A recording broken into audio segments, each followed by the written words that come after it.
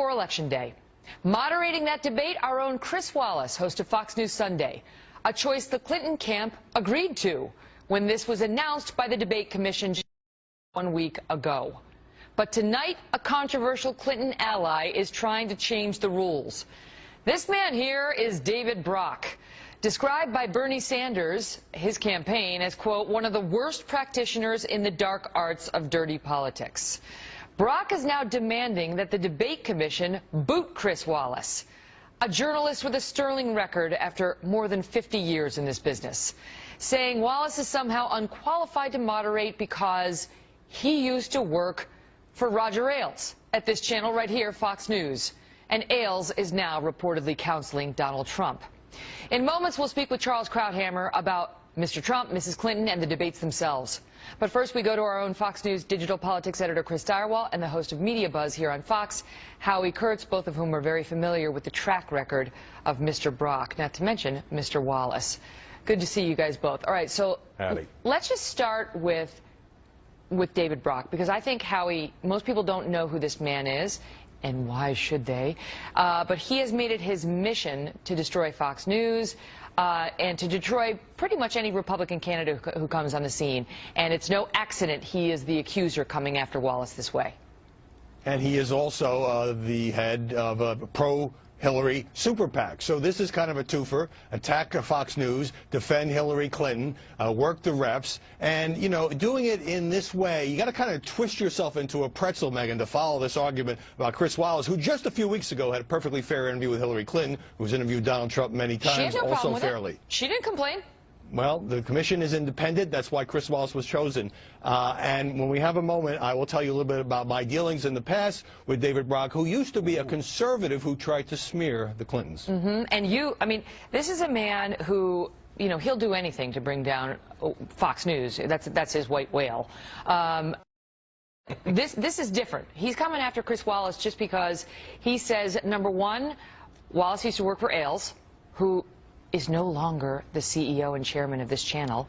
And number two, Wallace said he's not the Truth Squad when he's out there moderating Chris. And he is suggesting that he and others, actually, this was in Politico, that Ailes is likely intimately familiar with Wallace's preparation and debate style, and that he oversaw Wallace's preparation for the 3 primary debates. Now, you and I, unlike these idiots, were actually in those debate preparation sessions, every single one of them. You and I actually know how Chris prepares for these debates. Why don't you enlighten the audience on what role these people had in it?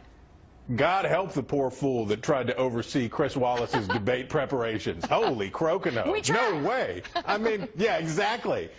No one is more thorough. No one is more scrupulous.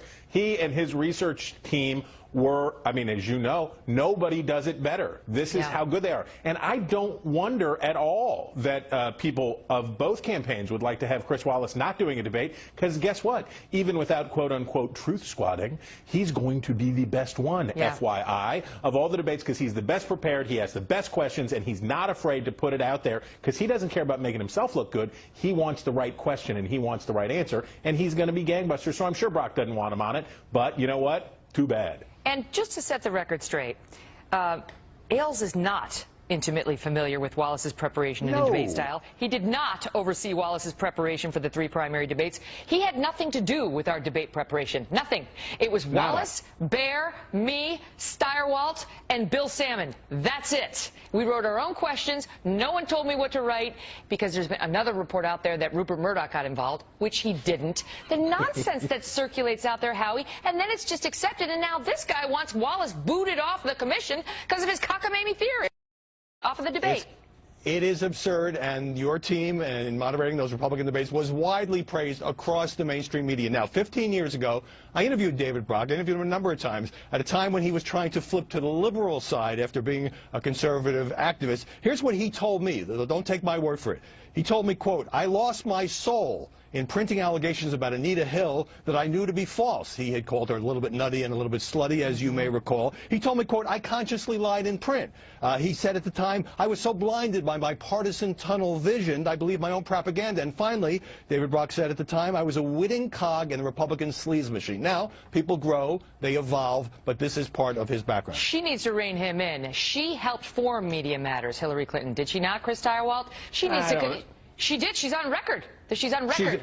She is a creator of David Brock in this incarnation, no doubt. But remember, he's also angling for position inside Clinton world because he tried to take a larger role. He got burnt and shut down. So this is probably a relevancy play in addition to just trying to work. Just for the record, Hillary Clinton, institutions that I helped to start and support, like Media Matters, that she's on record. This is her guy. This is her group, and she needs to come out and say, "Love him, Chris Wallace. Big. Love him." Great to see you both. Bye.